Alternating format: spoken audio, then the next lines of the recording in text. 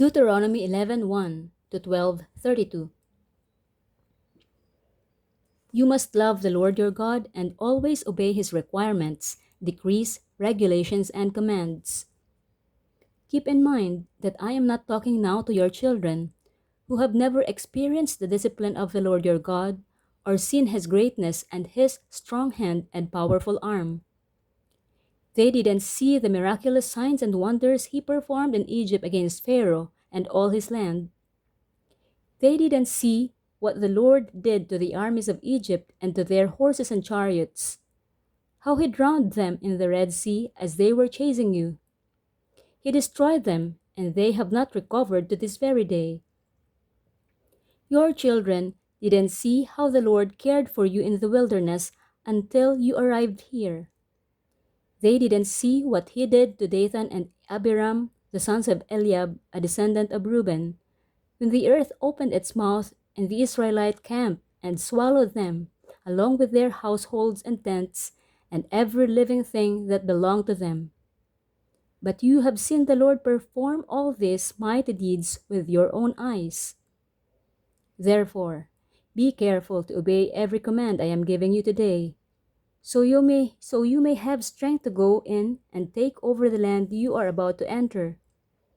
If you obey, you will enjoy a long life in the land the Lord swore to give to your ancestors and to you, their descendants, a land flowing with milk and honey.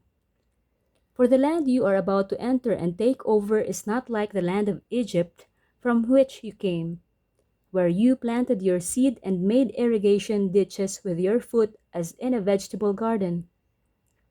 Rather, the land you will soon take over is a land of hills and valleys with plenty of rain, a land that the Lord your God cares for. He watches over it through each season of the year. If you carefully obey the commands I am giving you today, and if you love the Lord your God and serve him with all your heart and soul, then he will send the rains in their proper seasons, the early and the late rains, so you can bring in your harvests of grain, new wine, and olive oil. He will give you lush pasture land for your livestock, and you yourselves will have all you want to eat. But be careful. Don't let your heart be deceived, so that you turn away from the Lord and serve and worship other gods. If you do, the Lord's anger will burn against you. He will shut up the sky and hold back the rain, and the ground will fail to produce its harvests. Then you will quickly die in that good land the Lord is giving you. So commit yourselves wholeheartedly to these words of mine. Tie them to your hands and wear them on your forehead as reminders. Teach them to your children. Talk about them when you are at home and when you are on the road, when you are going to bed and when you are getting up. Write them on the doorposts of your house and on your gates, so that, as long as the sky remains above the earth, you and your children may flourish in the land the Lord swore to give your ancestors. Be careful to obey all these commands I am giving you. Show love to the Lord your God by walking in his ways and holding tightly to him. Then the Lord will drive out all the nations ahead of you, though they are much greater and stronger than you, and you will take over their land. Wherever you set foot, that land will be yours. Your frontiers will stretch from the wilderness in the south to Lebanon in the north, and from the Euphrates River in the east to the Mediterranean Sea in the west. No one will be able to stand against you, for the Lord your God will cause the people to fear and dread you, as he promised, wherever you go in the whole land. Look, today I am giving you the choice between a blessing and a curse. You will be blessed if you obey the commands of the Lord your God that I am giving you today. But you will be cursed if you reject the commands of the Lord your God and turn away from him and worship gods you have not known before. When the Lord your God brings you into the land and helps you to take possession of it, you must pronounce the blessing at Mount Gerizim and the curse at Mount Ebal. These two mountains are west of the Jordan River in the land of the Canaanites who live in the Jordan Valley, near the town of Gilgal, not far from the oaks of More. For you are about to cross the Jordan River to take over the land the Lord your God is giving you. When you take that land and are living in it, you must be careful to obey all the decrees and regulations I am giving you today. These are the decrees and regulations you must be careful to obey when you live in the land that the Lord, the God of your ancestors, is giving you. You must obey them as long as you live. When you drive out the nations that live there, you must destroy all the places where they worship their gods, high on the mountains, up on the hills, and under every green tree. Break down their altars and smash their sacred pillars. Burn their Asherah poles and cut down their carved idols. Completely erase the names of their gods. Do not worship the Lord your God in the way these pagan peoples worship their gods. Rather, you must seek the Lord your God at the place of worship he himself will choose from among all the tribes, the place where his name will be honored. There you will bring your burnt offerings, your sacrifices, your tithes, your sacred offerings, your offerings to fulfill a vow, your voluntary offerings, and your offerings of the firstborn animals of your herds and flocks. There you and your families will feast in the presence of the Lord your God, and you will rejoice in all you have accomplished because the Lord your God has blessed you. Your pattern of worship will change.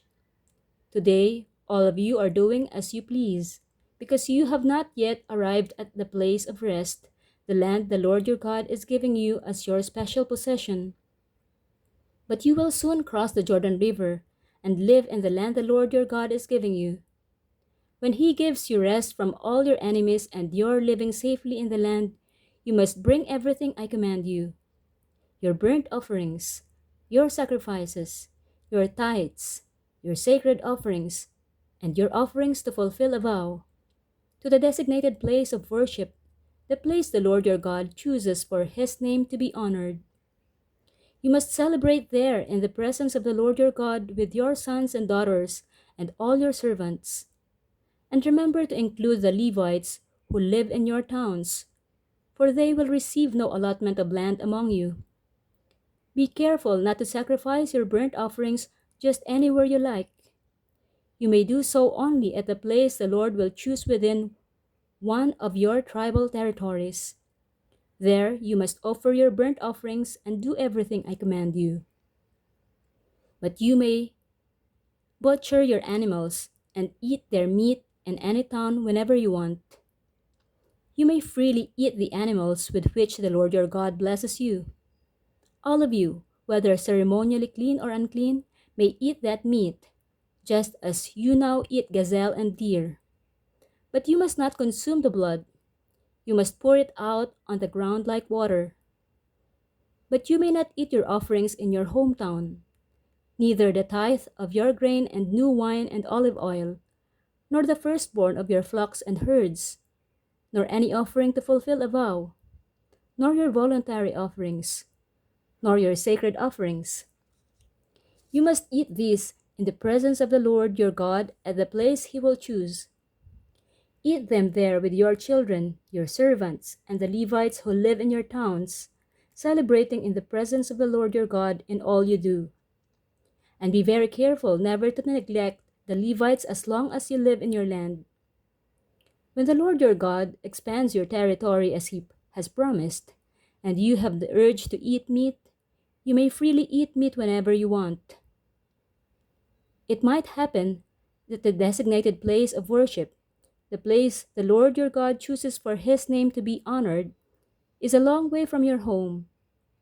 If so, you may butcher any of the cattle, sheep, or goats the Lord has given you, and you may freely eat the meat in your hometown as I have commanded you. Anyone, whether ceremonially clean or unclean, may eat that meat, just as you do now with gazelle and deer. But never consume the blood, for the blood is the life, and you must not consume the lifeblood with the meat. Instead, pour out the blood on the ground like water.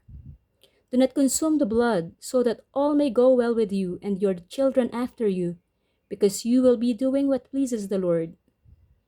Take your sacred gifts and your offerings given to fulfill a vow to the place the Lord chooses. You must offer the meat and blood of your burnt offerings on the altar of the Lord your God. The blood of your other sacrifices must be poured out on the altar of the Lord your God, but you may eat the meat. Be careful to obey all my commands, so that all will go well with you and your children after you, because you will be doing what is good and pleasing to the Lord your God. When the Lord your God goes ahead of you and destroys the nations, and you drive them out and live in their land, do not fall into the trap of following their customs and worshiping their gods. Do not inquire about their gods, saying, "How do these nations worship their gods?" I want to follow their example. You must not worship the Lord your God the way the other nations worship their gods, for they perform for their gods every detestable act that the Lord hates. They even burn their sons and daughters as sacrifices to their gods. So be careful to obey all the commands I give you. You must not add anything to them or subtract anything from them. Luke 8:22-39. One day, Jesus said to his disciples, "Let's cross to the other side of the lake." So they got into a boat and started out. As they sailed across, Jesus settled down for a nap, but soon a fierce storm came down on the lake. The boat was filling with water, and they were in real danger. The disciples went and woke him up, shouting, "Master, Master, we're going to drown." When Jesus woke up, he rebuked the wind and the raging waves. Suddenly, the storm stopped and all was calm. Then he asked them, "Where is your faith?" The disciples were terrified and amazed. "Who is this man?" they asked each other. "When he gives a command, even the wind and waves obey him." So they arrived in the region of the Gerasenes, across the lake from Galilee. As Jesus was climbing out of the boat, a man who was possessed by demons came out to meet him. For a long time he had been homeless and naked, living in the tombs outside the town. As soon as he saw Jesus, he shrieked and fell down in front of him. Then he screamed, "Why are you interfering with me, Jesus, Son of the Most High God? Please, I beg you, don't torture me."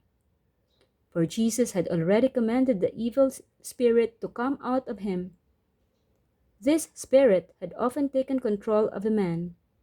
Even when he was placed under guard and put in chains and shackles, he simply broke them and rushed out into the wilderness, completely under the demon's power. Jesus demanded, "What is your name?" "Legion," he replied, for he was filled with many demons. The demons kept begging Jesus not to send them into the bottomless pit. There happened to be a large herd of pigs feeding on the hillside nearby, and the demons begged him to let them enter into the pigs. So Jesus gave them permission. Then the demons came out of the man and entered the pigs, and the entire herd plunged down the steep hillside into the lake and drowned. When the herdsmen saw it, they fled to the nearby town and the surrounding countryside, spreading the news as they ran. People rushed out to see what had happened. A crowd soon gathered around Jesus, and they saw the man who had been freed from the demons. He was sitting at Jesus' feet, fully clothed and perfectly sane, and they were all afraid. Then those who had seen what happened told the others how the demon-possessed man had been healed. And all the people in the region of the Gerasenes begged Jesus to go away and leave them alone, for a great wave of fear swept over them. So Jesus returned to the boat and left, crossing back to the other side of the lake. The man who had been freed from the demons begged to go with him, but Jesus sent him home, saying, "No, go back to your family and tell them everything God has done for you." So he went all through the town proclaiming the great things Jesus had done for him. Psalm 70, 1-5. Please God, rescue me. Come quickly, Lord, and help me. May those who try to kill me be humiliated and put to shame. May those who take delight in my trouble be turned back in disgrace. Let them be horrified by their shame. For they said, "Aha, we've got him now." But may all who search for you be filled with joy and gladness in you. May those who love your salvation repeatedly shout, "God is great." But as for me, I am poor and needy. Please hurry to my aid, O God. You are my helper and my Savior. O Lord, do not delay. Proverbs 12:4. A worthy wife is a crown for her husband, but a disgraceful woman is like cancer in his bones.